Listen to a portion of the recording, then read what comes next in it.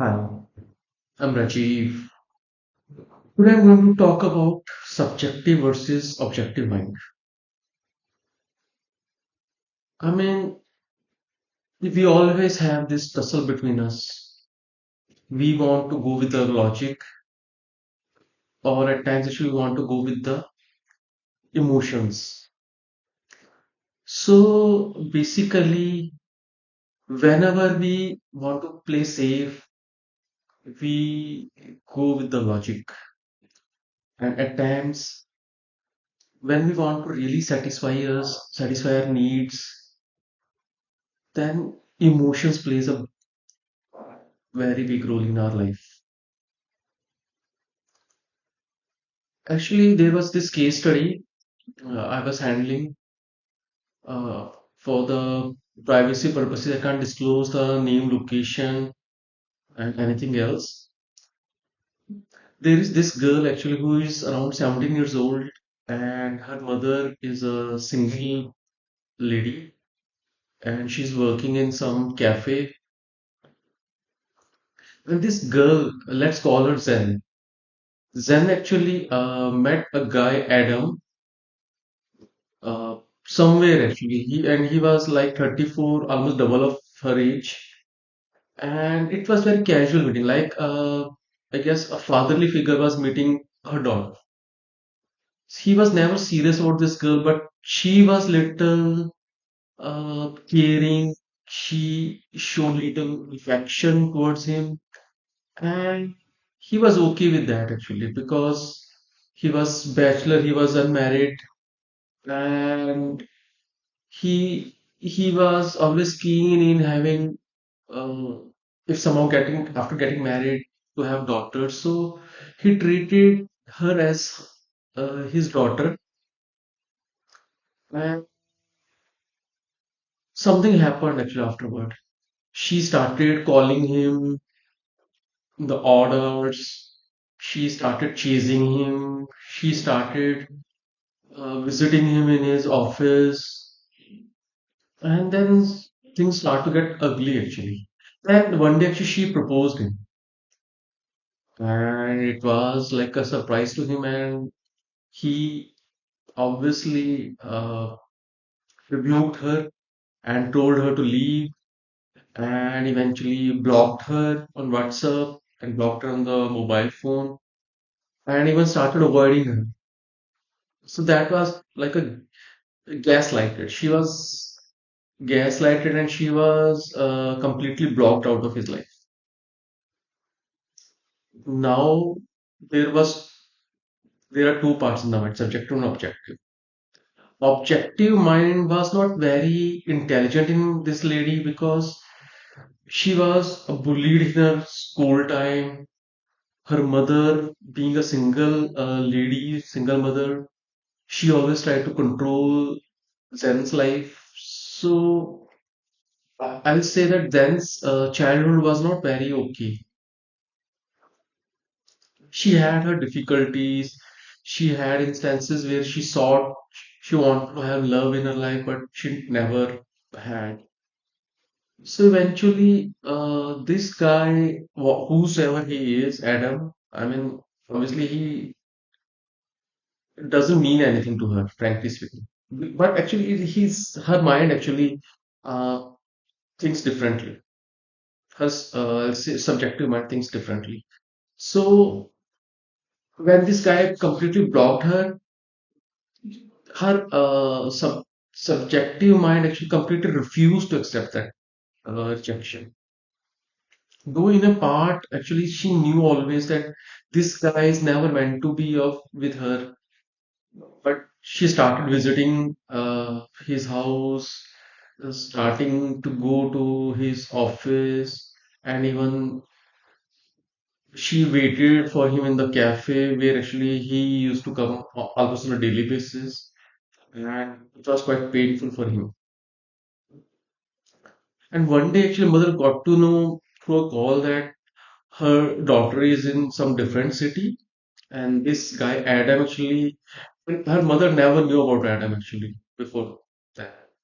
So her mother reached there, and she found out that Adam was there with her daughter Zen, and he told her mother that this little girl is like crazy. She's not acting in her senses. So her mother was like little flabbergasted.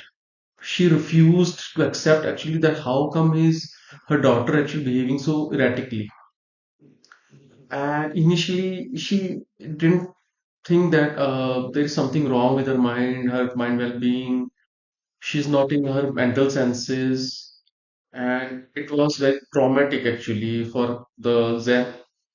Uh, but her mother actually thought that her daughter is just becoming obsessive, and in a way, actually, she was punishing her mother. So after that incident, actually, her mother told Zen that you should not go to Adam's house and you should change your behavior. And they had a very heated argument. But I guess nothing improved actually in Zen. And she started visiting again this guy, and there was no change in her behavior. So her mother actually contacted me, and at that time actually Zen was on some medication, and she was going through some therapy as well somewhere, and everything we had is on the remote, on the meetup, Google Meetup or Zoom, you can say. So I told her that this is a clear case of psychosis actually, where she has created some image of this guy Adam in her mind, and this image doesn't have any relationship with Adam, actually, the real Adam. Because anyhow, Adam has refused her blatantly, openly, and sorry.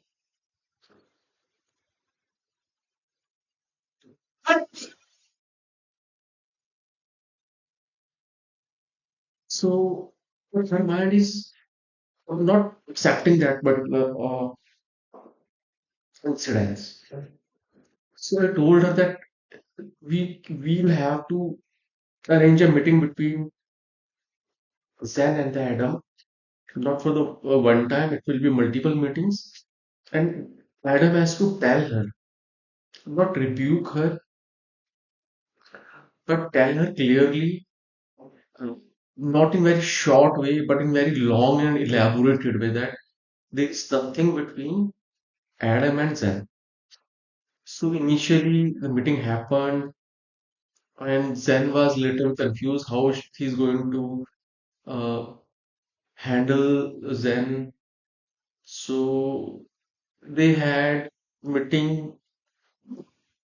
Remarkably, Zen didn't say anything to Adam, and she literally left actually without saying anything. And the meeting lasted for almost like a 1 hour. And for a couple of days, actually, Zen was in her cocoon. She was in disbelief and denial mode. And this was the as per the expectation. I expected this that her subjective mind is completely ruling over her. It will be very challenging for her objective mind to play a role. And we had to convince her actually that she has to accept it. Now, after that, actually, we arranged a second meeting. And this time, actually, uh, Adam knew what he had to say. We had a prior discussion with Adam, her mother, and me, and we convinced Adam that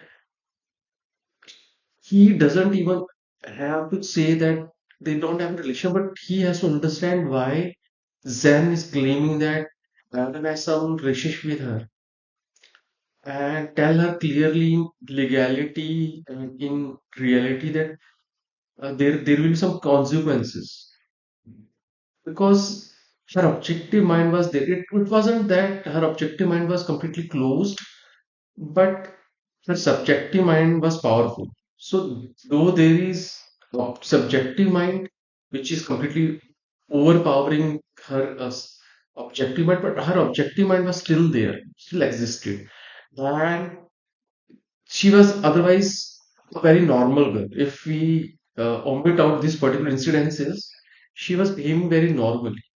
So everything was controlled by her objective mind, but at some particular time, her subjective mind is overpowering her. And we had a few sessions. I had discussion with Zen, her mother, and after some time, like it took almost 6 months actually, then she convinced herself, Zen convinced herself that Adam is not for meant for her, and he had to leave from her life. I mean, she had to let him go. So from the denial, disbelief, and then resistance, and becoming a victim, becoming hostile, and then partially accepting. The phase of partial acceptance was not uh, very smooth. She was constantly in the constant battling with herself. Her mind was subjective mind and objective mind were powerful. And at that time, actually, her mother really did a great job. She helped her. She never become judgmental about whatever she was going through. She never tried to convince her that uh, there's something bad happening with Zen. She stood like a rock, actually, I'll say, with her. And eventually, after partial acceptance, Zen had this time actually where she let Adam go from out completely out of her life. And after that, actually, there was a period where she was recovering because it was very exhausting for her actually to accept whatever has happened and how uh, embarrassed uh, she she became. She had those moments of humiliation, self humiliation.